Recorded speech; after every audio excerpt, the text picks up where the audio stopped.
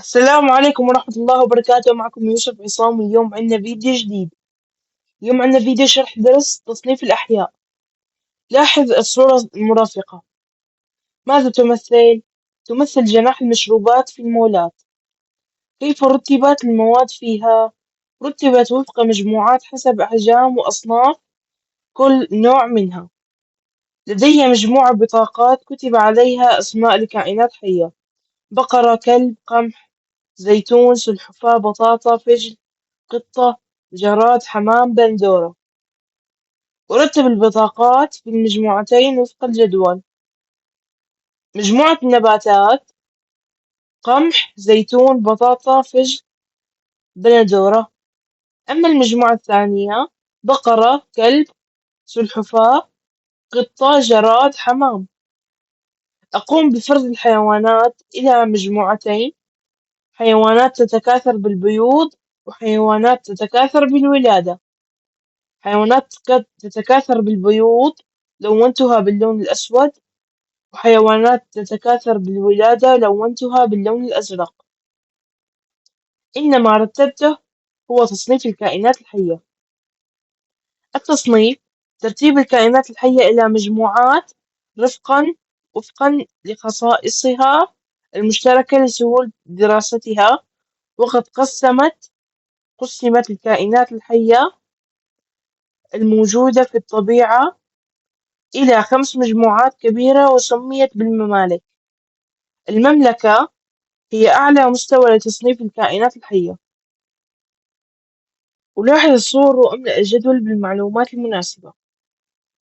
باعتماد على الصورة السابقة، املأ الفراغات في الجدول بما يناسبه. مملكة البدائيات: وحيدة الخلية، تمتلك جدار خلوي، عديمة النواة، غيرية التغذية أو ذاتية التغذية.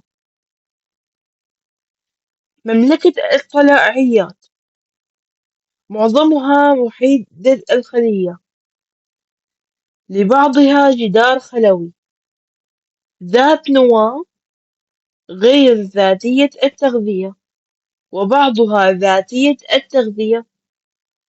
مملكة الفطريات: عديدة الخلايا، وبعضها وحيدة الخلية، لها جدار خلوي، ذات نواة، غير ذاتية التغذية.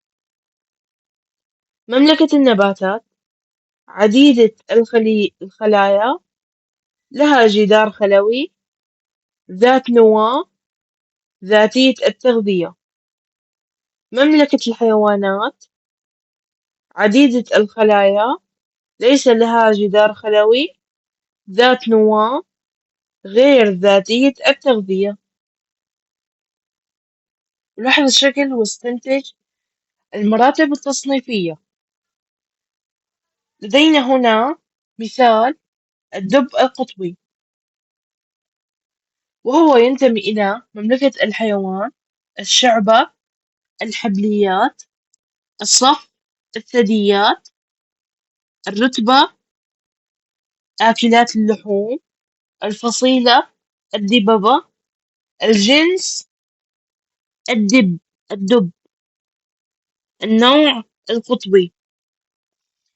بالاعتماد على تسلسل المراتب التصنيفية السابقة، أصنف حيوانا ونباتا من بيئتي المحلية. مثلا نبات الذرة الشامية ينتمي إلى مملكة النبات، الشعبة، البذرية، الصف، أحاديات الفلقة، الرتبة، النجيليات، الفصيلة، النجيلية، الجنس، الذرة، النوع، الشامية.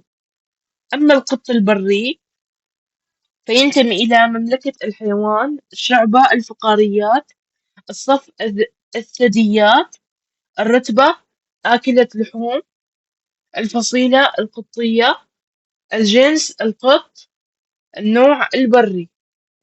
شكرا لسماعكم، لا تنسوا اللايك والاشتراك في القناة وتفعيل الجرس كي لا يفوتكم كل جديد.